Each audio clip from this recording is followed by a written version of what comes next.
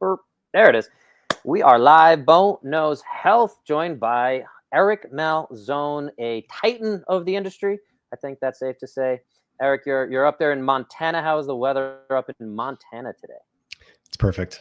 It's perfect. 48 in the morning, high 70s in the afternoon, and it'll cool off at night to about 50. It's perfect. It's everything I would hope for. That Rob Wolf's up there, right? He was here in the Flathead Valley, so I'm in Whitefish. He was here for a little bit, but he moved down to Bozeman a couple of years ago. Mainly because it gets really gray here, but he needs some more sunlight. And you know him, vitamin D. Probably tested it every 30 days, so he's like legitimately knew what he was doing. Yeah, but he's great. Rob's a big hero of mine. Yeah, I know you've interviewed him before. I've had him on here as well, and Well, this is Bone Nose Health, guys. This is where I know some stuff, but I'm always looking to learn more. And Eric is, I'd say, one of my favorite podcasts, The Future of Fitness. They do a quarterly report with one of my other previous guests, Juliet Starrett. And then is the third person on there? So I've listened to a bunch of them. Sorry, I forgot who it is. You could tell us. Yeah, it's Alex Alaministiano. He is the former CEO of Town Sports. So he was he grew that health club chain from, I think, like one to many. So he's he knows his stuff. Yeah, he's super smart. We call him Professor Alex during the interviews because we learn so much. We're always like, Professor Alex, tell us more about earnings. What does that mean? What's EBITDA? So yeah, he's great.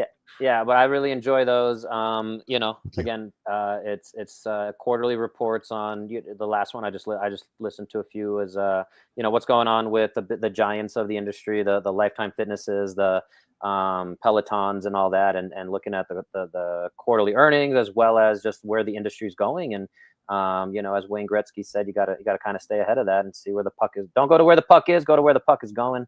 And then so but yes, Future Fitness, you have tons of incredible guests on there. Again, I was just like, let me we only booked this a few days ago to jump on here, and again, I appreciate you reaching out. And I said, let me go, refresh a few episodes, catch up on a few episodes. And I was able to just knock out a bunch. You had a cool little town square forum around AI and how that's impacting fitness. You talked about some different legislative things going on. My wife probably will not listen to this. Her name is Maha.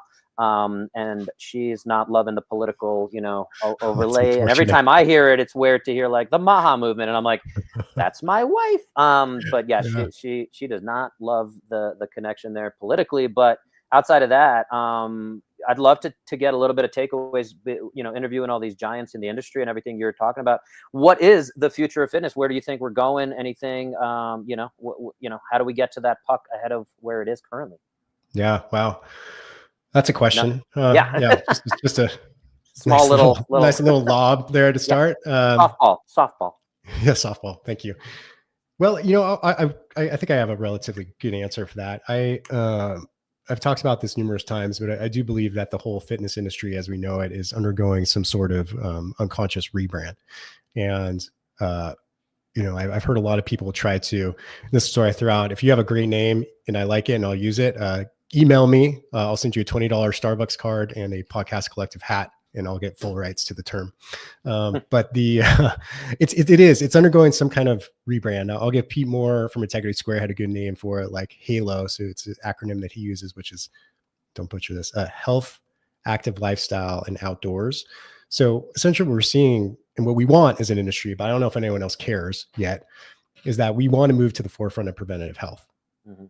Right. So who's better equipped than, a health club setting or your community gym than actually getting out there and, maybe starting to do a little bit more into the clinical side of things and start becoming the front and center for health? Because as we all know, that the healthcare system is not efficient, not effective. To say the least. Yes. I'm being nice. It's broken. It's Yeah. broken. So I think that's what we're seeing now. And people are trying to figure out, and it's got a lot of different names, dude. It's got longevity. It's got, health optimization. And we're starting to see a lot of cool tricks and things like that. But you and I both know like 90% of health and longevity comes down to, good exercise, nutrition, lifestyle habits, sleep, hydration, right? All those things. And then you can layer on all the other cool stuff, right? You can do the stem cells and the HRTs and the whatever you want to do, peptides. Whatever. But that's what we're seeing. And I think everyone's trying to figure out what that model is. Exactly. And I've been to a lot of conferences this year, and that's the steady topic, like industry conferences, but no one has stepped forward and said, this is the call to action. This is the model.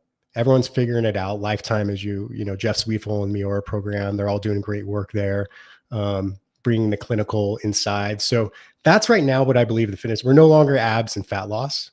We're now, health, right? How do people want to be healthier? They want to feel good, which is great. But it's a matter of how do we capture that opportunity? And that's what's going on right now.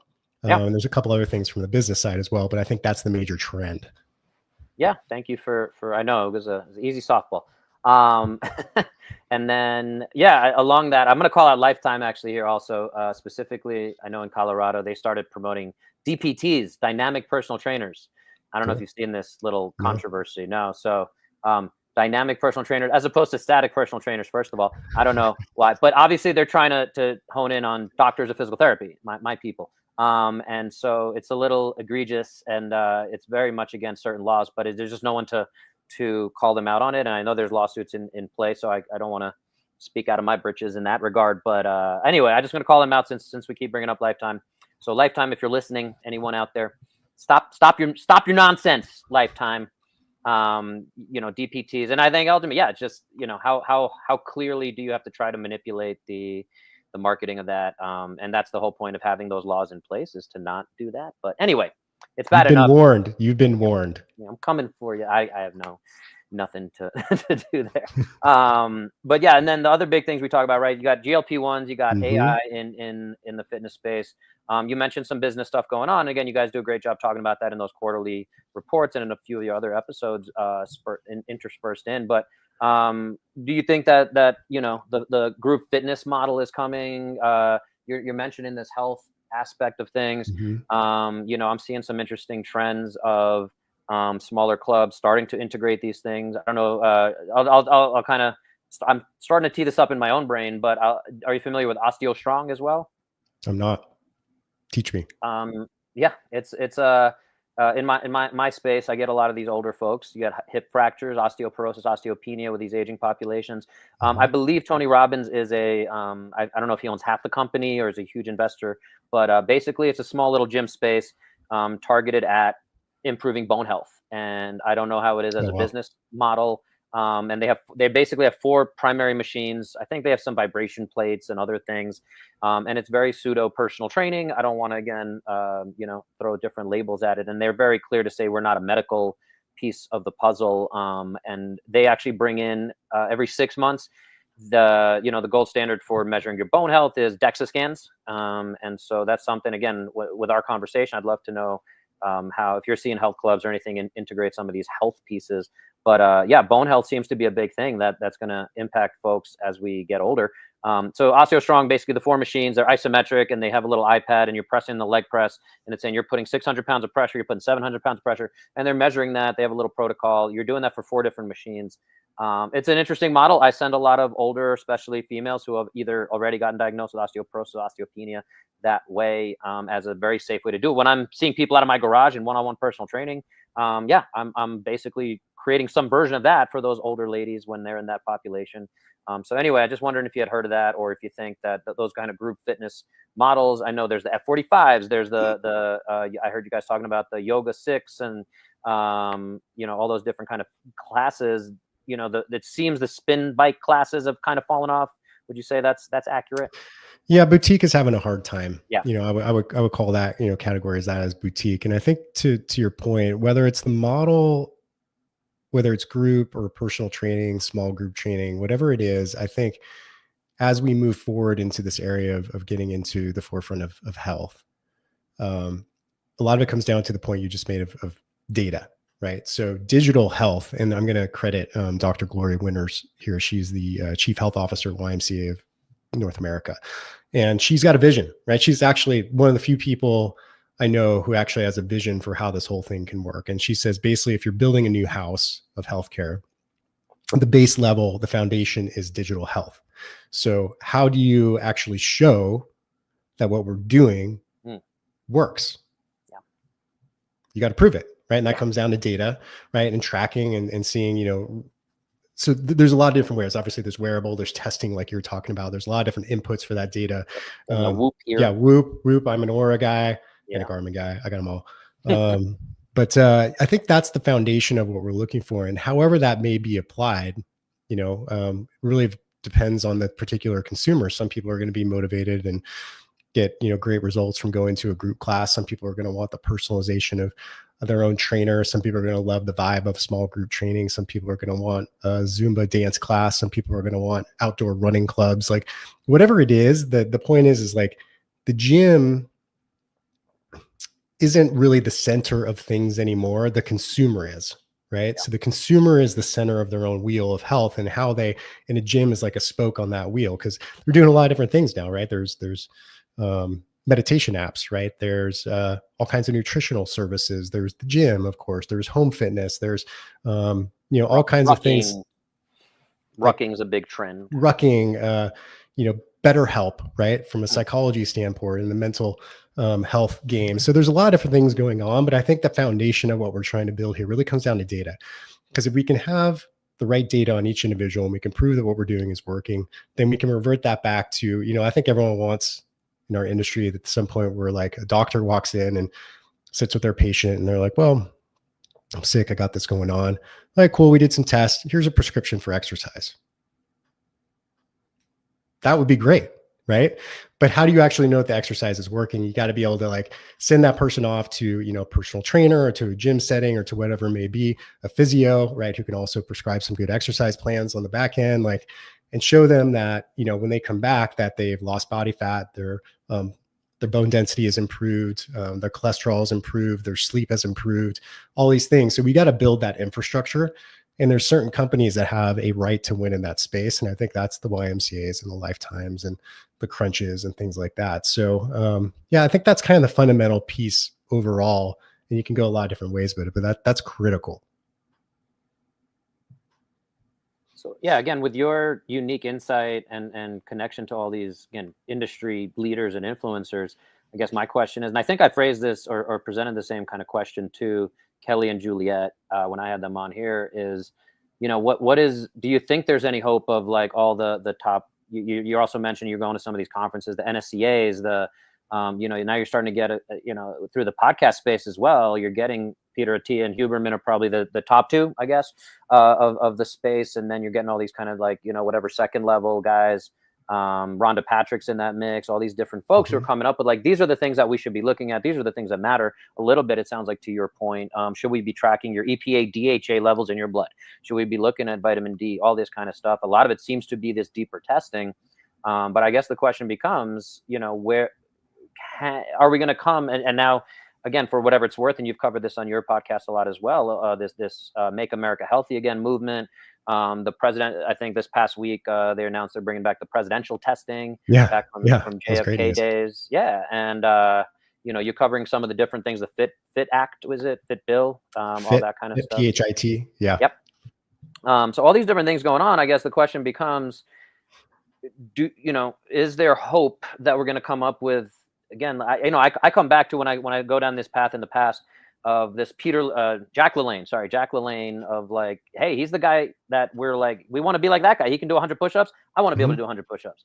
That's the motivation. Now there's just so many different influencers and things going on. Again, it become, let's have the top 10 guys. Let's have Peter Attia, Huberman, and whatever, Gary Brecka, who I do not want him involved in that. But Lane Norton, who's I'll keep, I don't mean to just throw all these names out there, but I love what he does of calling out some of the BS that gets put out there. That's our other podcast, Demand Better. We're saying, hey, we got to do better than these 25-year-old influencers and these guys just trying to sell snake oil. So question becomes, again, is there some hope of ACE, NASM, NSCA coming together and saying, yeah, like, let's come up with a standardized fitness test that maybe the president or schools take up? And again, we keep referencing Kelly and Juliet, and they've done a lot in the school space, saying, hey, if we get kids standing up, get rid of the desk, that's going to improve that health over time.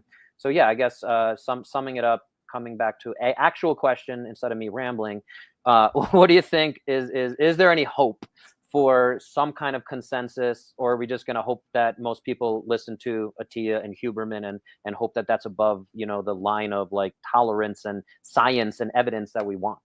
Yeah. Great question, Bo. Sorry. There's a lot of I'm hope. glad you can. Yeah, there's a lot of hope. Yes. And I want to, you know, I'll credit Juliet because she said this on the quarterly report we did last time, which was really enlightening. Is like, we have to remember as an industry that we're really good at personal health improvement. So N equals 1, right? We can help someone along that journey.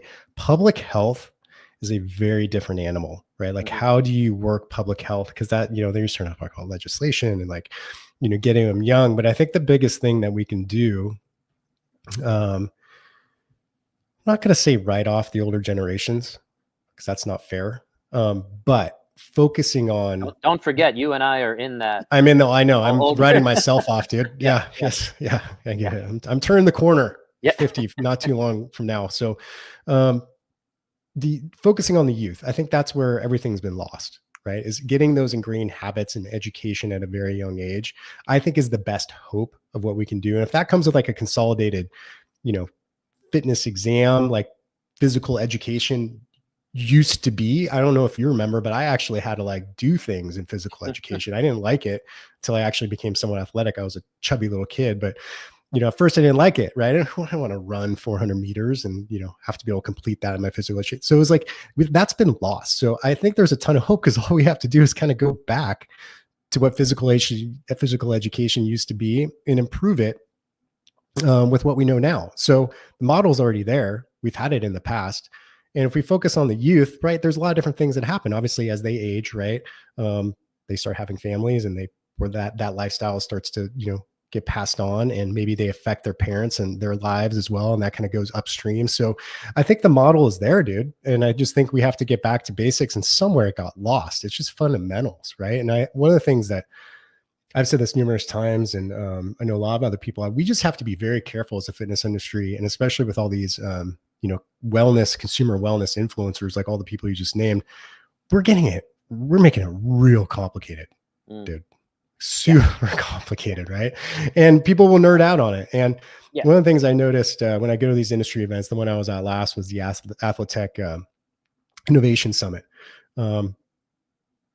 Everyone there, extremely good looking, right? Everybody was really good shape, right? Everyone looked, you know, probably had their biological age was probably 10 years younger than their whatever. Like we're optimizing within our niche, right? In our vertical, but we're kind of leaving the public behind.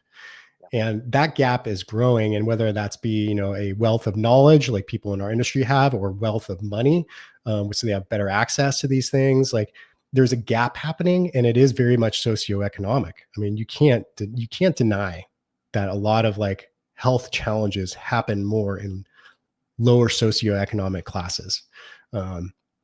It's obvious. Walk around an airport, walk around a state fair, right? Like you can see these things. It's blatantly obvious. You don't need the science to tell you that. So I think as an industry, we have to be very, you know, have we overcomplicated things in our fitness and in the fitness industry to justify our own existence? 100%. That's a question that's really hard. Yeah. I think it's easy. I think the answer, not to justify our existence, but I do think we've definitely overcomplicated. Yeah. Exactly. Because like, I think you alluded to it. It's, you know, the answer is simple, right? The answer is sleep enough, stress less, connect with others. The blue zone model that meals might be, cook your own meals, walk a little bit, walk 10 minutes after every meal, eat a little more protein if you can get to, you know, we want to debate over, and I love that the research always talks in kilograms, and then it's like, you know, 0.8 grams per kilogram, and then it's like, for Americans, can we convert it? It's like, it's easy enough. It's 1 gram per pound of body weight. Anyway, but yeah, I think so. And you know, I'll shout out another pseudo influencer, definitely less popular in the mainstream, James Fitzgerald. I have a feeling you've either interviewed him or he was my mentor and coach for about 2-3 years. He was my coach as well for 4 years, and when I was competing in the CrossFit space. And but yeah, he's, you know, sponsored by broccoli.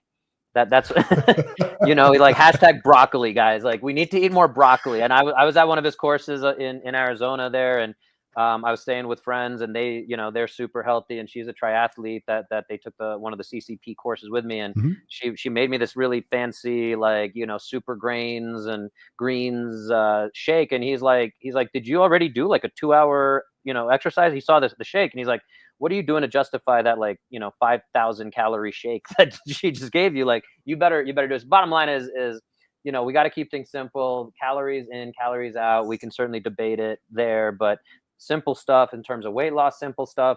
And we can get more complicated. What are the effects of GLP-1 and muscle mass, and how are we measuring it? How do we make that stuff more easily accessible? It feels like calipers are no longer a thing, that they seem to be very accessible. And now it's, get a DEXA scan. I was mentioned the OsteoStrong, they actually have these ultrasound that clinicians that come in, and I think they charge like $150. And again, is that attainable and feasible for every human being? I don't know. But that goes back to the Jack LaLanne model of like, just go do some, you can drop down right now and do some push-ups, some squats. Do you have that joint access? Again, Kelly Starrett, Project 365 back in 2010. I was 2 years out of school as a physical therapist. I'm like, oh, there's a physical therapist talking about very simple things. His very first video, you might remember it. It's a good fun trivia thing in our nerdy world, right? Do you remember the first video he ever did? You remember the topic? I don't know if you're that big. In the Mobility WOD series? Yeah, he did the Project 365. He did a video every single day for a year. Oh, that's right. And then he turned that into the library. Yes. Yeah. Yes. Yeah. No, so I don't know if you remember the very first one he did. No. What's up, Mooney? He talked about 10 minutes sitting in the bottom of a squat. 10 minutes sitting in the bottom of a squat. Very simple stuff. But yeah, again, just boiling it down. And again, if you guys have ever watched Kelly Starrett, he can kind of get into it, and he'll turn was something that you could probably talk about or just simplify down to a 30-second, TikTok video. But he took like 10 minutes to talk about sitting in a squat for 10 minutes. And I think he was sitting in a squat for majority of that video. But the point being that, I think there's these simple kind of things. And that's my question is, who's it going to take to step up and say, dude, these things are easy? Like, again, I feel like Atia, Lane Norton, like they all kind of break these things down, but then there's either they have their program that they're selling behind the paywall, or is it, can we come to this? Yeah, let's get these top big minds. And I think even, and again, I'll throw out Joe Rogan's name, despite him being a lightning rod for controversy. But I bring it up only because I think he's talked about, like, there shouldn't be a president. There should be, I give him credit for this quote. I'm sure other people have said it, but there should be like the 10 best minds that we have. Yeah. We can all kind of figure out, like, okay, like Oprah doesn't really belong there maybe, but whoever it is, and say these 10 people should run. And that's kind of what the government kind of is, despite, if you understand anything about civics and how the actual government runs. But yeah, there shouldn't be a single figurehead of a president, because that becomes a lot of stuff, what we're seeing now, celebrity and all that fun and controversy and things like that. But bringing it out of the politics, I wonder if we can come up with something like this for fitness, where we take the 20, the 100 best fitness minds. I feel like this is what's happening at some of these conferences you're attending. I have not been to any of these personal training, the fitness side conferences in a very long time, but I just wonder if there is, that's my question, my hope, I guess, in all of this, is to say, is there a way to bring, I don't know who the president of NSCA and NASM and all these personal trainers underneath there. I guess the other part of the future of fitness is, are we going to see a higher level of standardization of getting certified? It seems like the entry point is incredibly low to be a personal trainer. And there's a lot of, again, just fluff in there and lack of evidence-based practice, if we want to call it that. And so I guess that's the question. It seems counterintuitive to raise the bar. It seems like it would actually, at least in the short term, cost a lot of money for these, the equinoxes, the lifetimes of the industry. But I wonder if, again, there is some way that, as an industry, there will be some raising of the bar. Maybe. And the reason I say that, the reason I say that is that I think what we're seeing with the Maha movement is that there's a lot of people coming from private industry who want to get involved, which is not a bad thing, right? People have made their money, right? Or are currently making a lot of money, and they want to get involved for the right reasons, I believe, or somewhat-ish right reasons, right? That depends on who you look at. But there's a leadership gap within the industry, which I've been looking to people on. You could say, like, okay, well, there's the Health and Fitness Association, but they primarily work on legislation, right? And there's all these educating bodies. I don't know who's the biggest. I think it's still NASM. I'm not too sure, but who is that council? right? Who's going to actually step up and say, hey, we are the ones who rightfully should be at the forefront of this public health crisis, right? Like, this is what we do every day. This is it, right? Now, I don't know if just because our industry isn't that, we can talk about Kelly and Juliet. They really do put so much time and energy into stepping up, especially for the kids and, the younger generations. And, Jeff and Mickey Martin are great. I'm sure you've come across them. And yeah, I did the CrossFit Kids certification back in their old space in Southern California. Yeah. Yeah. But no, there's a vacuum, dude, without a doubt. Like, I think I would know about it now. Yeah. Right. If there was one that was like, there was, this magical council of 10, like we brought together the 10, and the 10 are the ones that will lead us to maybe it's a secret society that we don't know about. Maybe they're, you're not on the start it, right? We can always start it. I've urged a lot of people, I always tell Jeff Sweefel, who, just stepped aside from the CEO of Lifetime, like, dude, why not you? Like, why not you? You've got all the education, you've done everything in this industry has to offer. Like, why not you? So yeah, I don't know what it's going to take. I keep pushing people that way. I'm like, hey, why aren't you doing it? Why don't you just do it? I don't know. Why are you? You're the puppet. It's probably the same answer everyone else like gives me. Like, I don't know. Man. I don't. It sounds like a lot of work. It sounds like a lot of stress. And it sounds like a huge target is what it sounds like. Well, yeah. I'll say also, Kelly and Juliet, when I had them on, I asked them that question. I think they kind of just said, we don't, not that they don't have hope for that. I think I phrased it as like, do you have hope? But their advice to me and to the listeners was to be the node in your community. Yes. Do what you can there. And when I talked to Rob Wolf, he's very politically charged, let's just say. You had him on. And so, and I kind of asked him a similar question, and he just said, get involved with local legislation. And that's where you can actually make a difference. You're not going to affect the Republican Party or the Democratic Party, but we're here in Erie County, Boulder County in Erie, Colorado. Yes. And we're divided by Boulder County and Weld County, although we're the same kind of town of Erie. And Boulder County, very, very liberal, very Democratic, and Weld County, much more Republican conservative. And so it's a very interesting mix when they're voting on, I think we just passed within town limits, they finally allowed a marijuana shop to open up in the state of Colorado. I think we were the only county or city or town or whatever it is that did not have one in the entire state of Colorado, whatever. But very weird stuff. But bottom line is, as we bought a house here a few years ago, and we're kind of settling in and getting to know some of the politicians. My wife's opening a new business, so we're getting involved with the Chamber of Commerce and things like that as well. It's really interesting to hear these impacts we can start making on a local level. But then you get into again, how do we define wellness? How do we define fitness? How does that play into public health? I think you alluded to it quoting Juliet. And so saying that, it's probably not on the top 10 priority list of, a councilman's, big budget and all that kind of stuff. But at the same time, what can we do? Can we bring together a bunch of great local clinicians, whether they're chiropractors, physical therapists, acupuncturists, all these folks, and say, yeah, we all just want our kids to be healthier and happier and have, great spaces to play in. And what does that look like? And what does that come down to? And again, I don't know if we can all come together and just say the science is clear that everyone should strength train. And I'm still amazed. And I talk to a lot of parents of kids and it's like, they still think lifting weights is going to stunt bone growth. And this is a myth that is, do you know, and I don't mean to keep putting you on spot like this, but do you know why that myth became a thing? No. The best thing I've seen about it is a lot of bodybuilders that when Arnold had his whole thing pumping iron, you'd see a lot of these short bodybuilders. So people would focus on the short bodybuilders, saying, oh, they must have been lifting since they were kids, and that's what stunted their growth. So it was kind of this reverse engineering, even though Arnold is a massive human being. But the point being, that seemed to be where it propagated from, where it wasn't a self-selecting of shorter people just wanted to get bigger, and Napoleon complex and all that stuff. Anyway, fascinating history lesson. I don't know if it's actually accurate. Well, here, I think a point you're making is really, really important, is that I think improved health and wellness across the board for our communities is not a top-down thing. We've tried legislation, right? You can try to work through the healthcare system, and people will say, well, the healthcare system incentivized to keep us sick. And I don't buy that.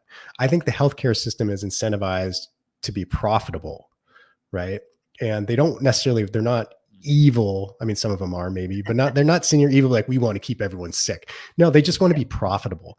And I'll throw into that conversation that yeah, clinicians, or the majority of clinicians in medicine 2.0 that Dr. Peter Thiel talks about, is they're just looking to save your life. They're not looking to help you live longer. They're saying you have plantar fasciitis, it's wear the these constraints. hokas. Yeah, wear these hokas, you're going to feel better. And I'm over here as like, well, that's going to weaken your foot strength. And 10 Right. years from now, you might need a foot surgery. And like, okay, but hokas make you feel better. Great. Go walk around Yeah. Costco. And you know what, who am I to say? And I can argue about chiropractic care and things like that. But bottom line is, yeah, sorry, I'll let you go back to it. But I just wanted to throw in that point that a lot of clinicians are just, they're serving a certain purpose, not necessarily even the financial piece of it in the background, but just that they're trying to save your life. That's what the system is set up for. Yeah, and the point is that the top-down approach, it's a long game. It's unreliable. A lot of factors can go in it. Depends on who's sitting in the White House. So we're looking at legislation pushing down, like the FIT Act. Basically, they want to get a certain amount of HSA, FSA money assigned to gym memberships or any kind of wellness practitioner, right? Didn't get passed. Sucks. It's been 20 years I've been trying to do it. No offense to anybody who's trying to do it. Keep trying, right? But what we are seeing now, and the trend that's really very energizing, is that the demand from the bottom up for better health and wellness is higher than I've ever remembered it in my entire lifetime. So what triggered that? I'm sure it's a combination of things. It's like, well, the pandemic really scared a lot of people, screwed a lot of people up, right? Younger generations don't drink, right? They're very focused on wellness experiences. That's where they're spending their money, right?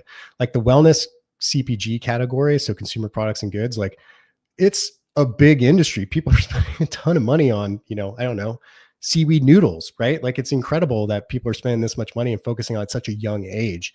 So we're starting to see this whole wellness demand bubble up, like even starting to see those signs. You're seeing people going to cash-based medical practices because those are the medical practitioners that are unrestrained by the system. So they want better care. They want preventive care, right? So you're starting to see all these signs of the demand at the bottom building up. And pretty soon everyone's going to have to pay attention, right? That's too strong of a movement. And it's happening. So I don't know, like, is it going to happen really fast? Is that going to, is AI going to ruin the whole thing? Maybe. But that's what we're starting to see. So I think we can't necessarily, like, yes, maybe that council of 10 would be really strong, but I think what you're pointing out, which is really powerful, is like, be the advocate in your community, right? Educate, teach, like bring people together. When I was a gym owner, we used to have 6-week health wellness challenges where once a week we teach them a life skill, like how to cook, right? How to chop vegetables and stuff like that. Like that's stuff that is really game changing for a lot of people, because we assume, due to our level of education within this industry, that people know these things, right? But most people still eat out all the time, right? All the time. And they don't know how to cook. They don't know how to make not that pasta is the best thing, but it's healthier than most things. Like boil some pasta, put some red sauce, maybe throw some meat in there, right? Like a little side salad. Like that stuff is like fundamental, where we can start serving our communities. And I really want to go back to, I think it's that focus on the children, right? Focus on the kids, high school age and down, or even college and down. And I think that's a really strong place to start. But yeah, to your point, we can have a grand council. I would love to see that happen. Maybe next year, like try to pull something together. But I think, from now we have a great opportunity as an industry to serve the demand that's already there at the ground level. And I think that's super exciting. Yeah. There's tons of opportunities. But yeah, again, I see it here too. I was on there was a lady here in my town, the Erie Wellness Podcast, shout her out. And, cool. She started that. She's on her 20th episode. I was her first guest, but yeah, she asked me something about, different definitions of wellness and things like that. And ultimately one of the answers I came up with, I don't know if she edited it out because maybe she thought it was too controversial for whatever, but she edited out, I think, that I was like, yeah, there's just too much woo-woo out here, and it's Colorado, and like it's to be expected, but you got crystals, you got energy healing, and look, again, it's going to help some people, but I'm like, I need super bold. Yeah, very bolder, but I'm like, I'm coming in, and I'll share another story. Is one of the first chiropractors I got connected with here. He had a little whatever, he has a space and he was renting stuff out, and I was like, oh yeah, like maybe I'll rent some space, I'll do some dry needling, and do some fitness assessments here, and ties in with your chiropractic practice. And he was I don't want to misquote him or misattribute this, but basically he was like, you're a little too like scientific for what we're doing here. And he basically has like Reiki and whatever. And I'm like, oh, like, yeah, I don't want to mess up the culture, your energy or whatever. But like, I was like, that's fine. Like, I'm not for everyone, A, and B, to each their own. But yeah, again, it's you mentioned, the COVIDs of it all, and, how does the science get interpreted? I've a lot of stuff with the NIH recently, and Huberman actually just did a podcast. I don't know if you caught that one, of restoring the faith in science. It's the head of the NIH, and they I think it was like a 4.5 hour podcast. But yeah, he was talking about how to restore it, and again, it's really hard. I think you do a very good job of toeing the line when it comes to the political stuff on your podcast. But yeah, I mean, again, I don't know if you just give it to whoever the top 10 podcasters are in the health and fitness space. Do you just let them get on there, and is that the way we determine who that council is? But I want to touch real quick and be respectful of your time a little bit. Wrapping up a little of.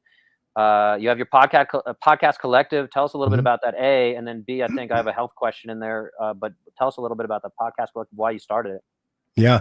It was one of those things I started just because you solve your own problem, right? Like you've been doing this long enough. I think we connected ironically, but like I just saw an opportunity to improve within my vertical and my niche, fitness, health, and wellness, that the whole thing could be improved. You just need a little bit of structure and a little bit of love. And as far as, I mean, like how great guests are presented to podcasters, like I don't know how much cold outreach you get every day in your inbox, but I get a lot, and a lot of it I don't even have time to read. And it's no offense, it's not that I'm not getting back to people or your guests aren't great, but I'm like, it's all transactional. There's nothing relationship based. So I'm like, well, how do we have the value flow both ways? It's like, how do we create value for podcasters while also creating value for the guests and also creating value for us as an agency? So that's the problem that we're trying to solve. We're actually always iterating on like, well, how do we flow more value not down, but through to the podcaster, right? So that's one of the things we do. And then the other thing we're doing is we're actually launching B2B podcasts now. So anybody who has a specific company, like we didn't help with this, but Whoop, like the Whoop podcast is a great thing of something we'd love to work on for another company, right? It's like they create a really well-branded podcast. It's a great business mover. So we help launch and iterate and strategize those things. The other thing we do is we grow podcasts. So we have a really effective and cost-efficient way of paid audience growth. So that was something that I've been searching for 5-6 years, right? Like, how can I throw a $500 budget and actually make it effective towards something? So we get people on podcasts, we serve a podcast community. We start podcasts and we grow podcasts. So knee deep podcasting. I love it. I think it's just a super cool medium. Yeah. And I attended one of the webinars you did a few months ago. So it was definitely exciting. Is that the AI one? I think it was before that. No, I think it was, This was one of the first ones you did, I think. Maybe it was even a year ago. I don't know. Time flies when you have a toddler. It's all a big blur. I don't know if he was walking. Maybe he was walking. I don't know. But yeah, so again, I think it's a great thing you're doing. And again, ultimately elevating, same way that there's training for personal trainers. You need continuing education, and this podcast space is totally wide open. It's great that it's this kind of libertarian model of just say, show up, and if people like it, great. I very rarely cared about my numbers, and I'm sure I could do better cross promotion. And it looks like you stopped doing Instagram stuff. I was trying to tag you on Instagram. Yeah. It's just I don't like to be on Instagram, so I don't know. Maybe next year I'll hire someone to do that for me. But I focus I know where my audience is, right? Yeah. Like, I'll never have a Huberman level audience. But I know who I serve. I serve, executives, founders, investors, practitioners, and operators within the fitness, health, and wellness space. And it's not a huge total available market, but I know where they live. They live on LinkedIn. That's where I focus my time, my energy, because I don't have, I'm not everywhere. So yeah, but it's been a great journey, man. I think for people out there, like, should I start a podcast? It's a good question. Most of the time it's probably like, well, yeah, but here's what I would tell them is like, you got to commit, right? You can't just do 7 episodes, which is where most podcasts end. You got to commit to 50, maybe 100, right? And see how the journey goes for you. But it's been an amazing journey. And I really do mean that term journey. I know it's kind of woo-woo, but like, I don't know, like every time I do an interview, it like leads me to another interview, or like it leads me down a topic and a rabbit hole that I'm going down. And and then I get to meet someone new and cool like you. Right. And then I'm like, well, actually we probably knew each other back in the OPEX days. We just didn't know it. Right. So it's like this whole, it's a journey and it's really fun. So I'd encourage people to approach it like that. I was there when it was OPT. Yeah, me too. Yeah. I was training there in the old little, like what it was basically an office space converted into a little gym.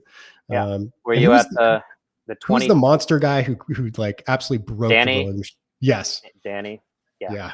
I saw him do that. That was incredible. Were you at the OPT Athlon 2012? I have the t-shirt, dude. I have two of them. I have the 11 and the 12, I think. I was there at 12. It's a collector. I don't even wear it anymore because I'm like scared it's going to fall apart. So I'm going to keep it forever. Maybe I'll frame it. I have so many CrossFit shirts. Last question, I guess I'll throw at you. What do you think of the CrossFit space, the model? Is it going towards, I think the last I saw, it's a little hard to keep up with. I keep a little eye on it, but it's going to different angel investors or private equity. That's the term I was looking for. So it's gone more to private equity. This is the last iteration. This was the thing I think that the old school CrossFit people were afraid of. It's not going to get too corporate or I don't know. What do you think it's going? Well, that happened, private equity got involved a couple of years ago and it wasn't Eric. Eric Rosa. Yeah. It's not good. Whenever private equity gets involved, they want never ending growth. Yeah. And I think the model, now I don't know. I speculate that all the time. I love CrossFit. I still do. It was such a huge influence in my life and I got so much value out of it. And, a lot of injuries too. I'll be honest. I've had a lot of injuries, but I want to see the CrossFit brand go, and it's a great brand. It's a great community, but fundamentally, a lot of the core things that made it so great are also flawed from a business model perspective. Right. So you probably know about I'm sure you know about that. The Black Box. The Black Box Summit. Oh yeah. That's where everyone like all these people left, right? Rob Wolf, all the people are like, well, I think anyone who entered like after 2012 probably doesn't know. They don't know their roots, man. They don't know their roots.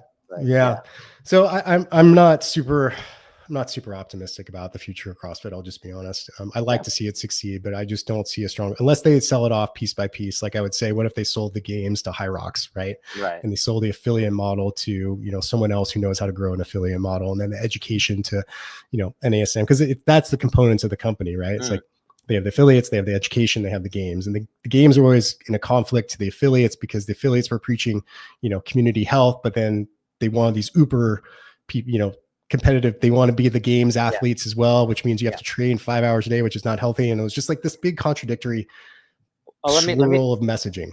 Yeah, let me jump in. And so they also have, they've tried to do this CrossFit medical side of it. They tried to, give out level 1s to medical doctors and get a little bit going there. So I don't know. You haven't even brought that up. So I assume it's not really on the radar. You don't think that's going to turn into much? I think it's out there. The CrossFit Medical Society. Yeah. I connected with them for an interview about 9-10 months ago. I just haven't got an update. I don't know if it's pushing forward, but it was like also like a community. I don't know what the term is, but essentially everyone puts into a pot. They separate themselves for the health insurance model. Yeah, it's a health sharing. Yes. Thank you. Yeah, I think that's the term for it. And so they're pushing that forward. I don't know. I don't know where it's at. It could be successful. Obviously, Greg Glassman has popped his head up again with a new model. I can't remember what it's called now, but I'm trying to get him on the podcast and hear what's up. And we'll see.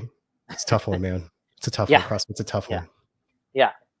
Well, they said it wouldn't last. They said it was a fad. It's lasted a lot longer than I think people gave it credit for. But Grid League was an interesting iteration of all that for those old folks who know that one. Yeah. But I'm very curious to see where it goes. The High Rocks piece is definitely an interesting monster right now. Do you think, and again, we've seen like Spartan races and obstacle course races. You think this is kind of the next iteration of that? That's another giant in terms of the competitive side. High Rocks is so scalable. Yeah. Like they I don't know if they intentionally did it, but it's like they need the same exact space. Everything's the same everywhere they go, right? Like same amount of row, like the course is the same. It's highly scalable. It's a low barrier to entry. None of these movements are technical. I went and saw one in New York last year. They had their first outdoor one in New York City, and they signed up in 24 hours, 5,000 people, right? Boom, sold out. Incredible energy, super interesting to see it all work. Not that great from a spectator standpoint. Like CrossFit's way better from a spectator, like seeing freaks of nature do like because superhuman CrossFit's things. also kind of weird to watch. And most, Yeah. I'd say at least half of the events of the games, like, yeah, if you're in the arena, you have a 1 rep max, that's fun. But, you know, it's really hard to keep up with like a triplet where. So someone described it as golf. It's like if you play golf and you watch really golf, you admire how hard it is, Mhm. right? If you've done CrossFit, but if you don't play golf, you watch golf, you're like, that's ridiculous. There's a bunch of idiots out there, you know, hitting a ball with a stick, right? Same with CrossFit. It's like, if you've never done it, you don't realize how difficult that is. So I think there's something to that too. It's like, you have to understand the experience, but yeah, I think High Rocks is going to scale astronomically. Yeah. It's so easy. I'm surprised there aren't more of the like training centers around. You don't need a ton of equipment, but I know my local CrossFit that I do still go to classes for has a High Rocks class, and there's definitely, you know, in the local community here, there's definitely people asking about it. Yeah. So very cool, man. I want to be respectful of your time. Let folks know where they can find you. It'll all be in the show notes, but where do you want to direct them? Yeah, man. I mean, the easiest place to get a hold of me is on LinkedIn. So you can just go find me there, Eric Malzone. I don't know if there's too many of Eric Malzones. The other thing is, if you want to check out my podcast, everything's on futurefitness.co. It's got a blog, it's got all the episodes, and then podcastcollective.io is the services that we have. So that's the big ones. Yeah, but LinkedIn's super easy. Reach out. I'd love to connect with people. Yeah, man. Appreciate everything, reaching out, all that. And we're going to sign off, guys. Hope you got at least 1% better. I know I did. I'm excited about the future of fitness. I'm hoping for this council of geniuses that are going to lead the way. I think that's the big takeaway question that we'll leave everyone with here is, you know, where will that leadership emerge from?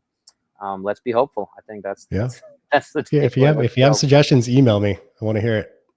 Yeah, I think it's going to take that collective mind. So I think that was the question I was asking you. You mentioned the collective, and we don't have to do it now, but I'll leave it there hanging. Is maybe that collective of health fitness folks can come together and come up with something good. I know there's a lot there. I think I'd love to do a part 2. Eric, get you on the demand better, and we'll see.